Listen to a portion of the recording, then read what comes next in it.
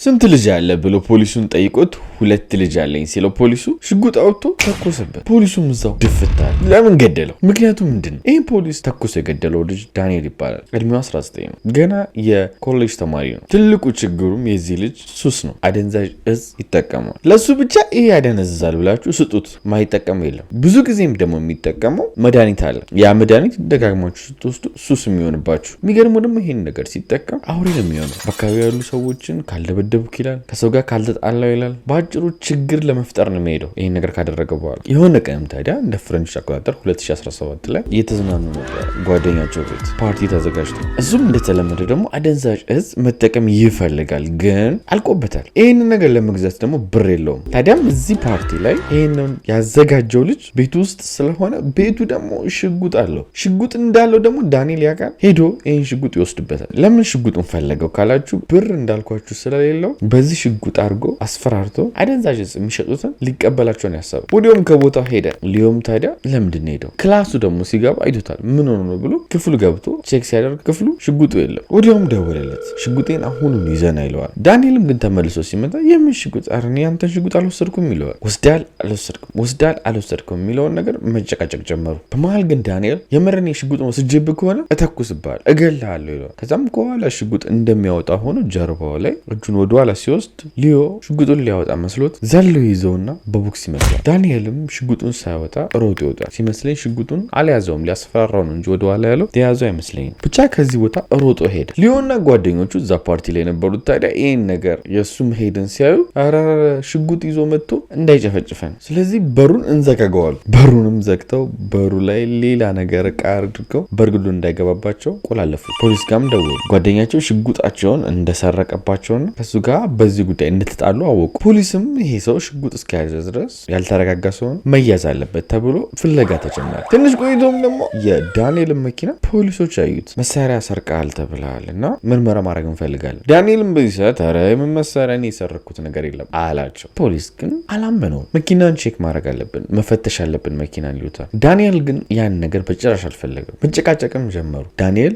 ምንም መፍትሄ ለመኪናዬን የመበርበር፣ ፖሊሱ ደግሞ ለደህንነት ሲባል ግዴታ ነው አንተ መኪና መመርመር ይለዋል። ግን ደግሞ ከህጉ አንጻር ካያችሁት አንድ ፖሊስ መጥቶ ቤታችሁንም ሆነ የራሳችሁን ንብረት ሲበረብር የፍርድ ቤት ወረቀት ያስፈልገዋል። ፖሊሱም እሱን አስገድዶ መኪናውን መበርበር አይችልም ፍቃድ እስከሌለው። ስለዚህ ፖሊሶች ዳንኤልን ሂድ በቃ አሉት። ዳንኤልም በደስታ እየነዳ ሄደ። የሄደውም ደግሞ ወደ ኮሌጅ ነበረ። ኮሌጅም ደግሞ የራሳቸው ዶርም አላቸው። እንደደረሰም ሽጉጡን አውጥቶ ከመኪናው ውስጥ ዶርም ውስጥ ቁጭ ብሎ ይህን ሽጉጥ መጎርጎር ጀመረ። እንደምታውቁት ደግሞ ሽጉጥ በጣም ጥንቃቄ የሚፈልግ ነገር ነው። ዳንኤል እየጎረጎረው ይህ ሽጉጥ ይተኮሳል። ይህን ድምፅ ሰምተው ከጎን ያሉት ዶርም ውስጥ ያሉት ልጆች ምንድነው ምን ተፈጥሮ ነው ምናምን አሉ። አይ መጽሐፍ ነው ሌላ ነገር አይደለም አላቸው። ግን አላመኑት። ትንሽም ሲያስጨንቁት ለአንደኛው ልጅ አዎ ሽጉጥ ነበረኝ ሳላውቀው ባርቆብኝ ነው ወይም ተኩሼ ነው አለ። እኚህ ልጆችም በንጋታው እብድ እንደሆነ ስለሚያውቁ እንደሚጦዝ አደንዛዥ እጽ ከተጠቀመ በኋላ ደግሞ በልበል እንደሚለው በቃ ለመጣላት እንደሚቸኩል ስለሚያውቁ ይህ ነገር ሪፖርት ማድረግ አለብን ብለው ለኮሌጁ ዋና ኃላፊዎች ጥቆማ አደረጉ። ዳንኤል ሽጉጥ አለው ብለው። ዳንኤል በዚህ በኩል የሚፈልገውን አደንዛዥ እጽ ስላላገኘው አንድ የሚያውቀው ዲለር ጋር ይደውላል። የሚሸጥ ማለት ነው። እንገናኝ ሲለውም ዝም ያለ ቦታ ነበረ የቀጠረው። ሻጩም ታዲያ ይህን አደንዛዥ እጽ ይዞ መጥቶ ቆንጆ ነው፣ አሪፍ ነው፣ ተጠቀመው እያለ እያሳመነው በመሀል ዳንኤል ሽጉጥ ያወጣል። ግንባሩ ላይም ደቅ ነው። ምንም ብር የለኝም አልሰጠህም፣ ከዚህ ጋር ጠፋ ይለዋል። እናም አማራጭ አልነበረውም ይሄ ሻጭ። እሺ ብሎ ከዛ ጋር ይሄዳል። ፖሊስ ደግሞ በዚህ በኩል ፍተሻ ጀምሯል ማለት ዳንኤል ላይ። ምክንያቱም ዩኒቨርሲቲው ሽጉጥ እንዳለው ስላወቀ ፖሊስ ጋር ደውሎ ነበረ እንዲፈተሽ ማለት ነው። እናም የዳንኤል ዶርም ላይ ሆኖ ክፈት እያሉት እሱ የለም ፖሊሶች ማለት ነው። እናም ያላቸው አማራጭ ምንድነው? ማስተር ኪ ወይም ደግሞ ሌላ ትርፍ ቁልፍ አለ የዶርሙ፣ እሱን ተጠቅመው ዶርሙ ውስጥ ከፍተው መፈለግ ጀመሩ። ይህ እዚህ ጋር የምታዩት ከመግባታቸው በፊት ትክክለኛው ቪዲዮ ነው። ከገቡ በኋላም ደግሞ ሲፈትሹ ያገኙት ምንም ነገር የለም። አንድ የሆነች ፌክ የሆነች ሽጉጥ አግኝተዋል መጫወቻ። በተረፈ ትክክለኛ ሽጉጥ አላገኙም። ምክንያቱም ሽጉጡን ዳንኤል ወስዶ እየተጠቀመው ስለነበር። ዳንኤል በዚህ በኩል እጹን ተቀብሎ ወደ ዶርሙ እየገባ ባለበት ሰዓት ፖሊሶቹን አያቸዋል። እንዳያውቁትም ለመሸምጠጥ ይሞክራል። ስም ማን ነው ሲባል ዳንኤል አላለም። ሌላ ስም ነገራቸው። ግን ፖሊሶቹ ኦልሬዲ ምልክት ስለተሰጣቸው ይዘውት መፈተሽ ጀመሩ። ሽጉጡን ማለት ነው። እሱም ደግሞ ሽጉጡን ይዞት ነበር። ግን ሽጉጡን የያዘው ወደ ፊት ለፊት በጣም አስጠግቶት ነበር። ደግሞ ሽጉጡ ሱሪውን በጣም ዝቅ አድርጎት ነበረ እና ፖሊሶች እሱን ሲፈትሹ ሱሪው ዝቅ ብሎ ስለነበረ ሱሪውን ከፍ ሲያደርጉት ሽጉጡ ወደ ታች ይወርቃል። ወደ እግሩ ሄዳል። በዚህ ምክንያትም ሽጉጡን ፖሊሶች አላዩትም። ግን ያገኙት አንድ ነገር አለ። እጽ ይዞ እየመጣ ነበረ ብያቸዋለሁ። ስለዚህ ሽጉጡ ባይያዝም በዚህ አደንዛዥ እጽ ምክንያት ዳንኤል ገጨም ይደረጋል። ትክክለኛ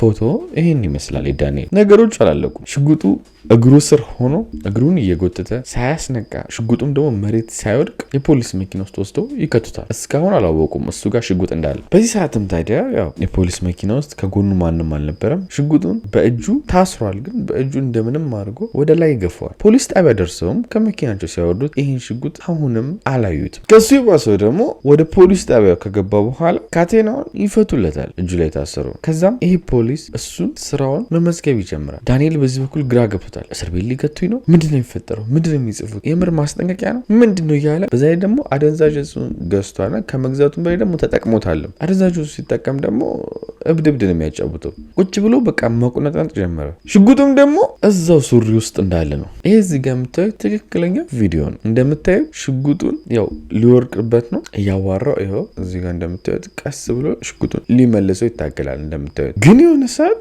በዚህ ሽጉጥ ይህን ፖሊስ ገድዬ ለምን አላመልጥም ማለት። ፖሊሱም ደግሞ እንደምታዩት በቃ እሱ ሽጉጥ ይኖራል ብሎ ከነ ስላላሰበ ስራውን ነው የሚሰራው። ድንገትም ይህን ሽጉጥ ዳንኤል አውጥቶ ፖሊሱ ላይ ተኮሰ። እዛው ነበረ ፖሊሱ ጸጥ ያለው። ፖሊሶች ደግሞ እንደምታውቁት የራሳቸው ውጭ ሀገር ቦዲካም አላቸው ወይም ደግሞ ካሜራ አላቸው። ይሄ አሁን ትክክለኛ ቪዲዮ ያሳየኋችሁን ካሜራ እሱ አላየውም ነበር። ሪከርድ እያደረገ ያለው ቦዲካሙ ስለመሰለው ከዚህ ከሞቶ ፖሊስ ላይ ካሜራውን ይነቅለዋል። እናም መውጫ ፈልጎ ከዚህ ፖሊስ ጣቢያ መሮጥ ጀመረ። በዚህ በኩል ግን ይህንን ቶክስ የሰሙ ፖሊሶች አሉ። ምን እንደተፈጠረ ግራ አይገባቸው። ሮጦም ደግሞ ወደ ተኮሰበት ክፍል ሲገቡ ፖሊሱ ተገሏል። በዚህ በኩል ደግሞ ዳንኤል ከፖሊስ ጣቢያ ወጥቶ ብን ብሎ ሄዷል። አሜሪካ አገር ውስጥ ደግሞ ብዙ ጊዜ የሆነ ስኩል ሹቲንግ ስላለ፣ ስኩል ሹቲንግ ማለት አንድ ጩጬ ይመጣና በጣም ትልልቅ መሳሪያዎችን ታጥቆ መጥቶ ብዙ ተማሪዎችን ገሎ ይሄዳል። በዚህ ምክንያት አሜሪካ ውስጥ የሆነ ሲስተም ተዘርግቷል። ሁሉም ስልክ ላይ እንደ ማስጠንቀቂያ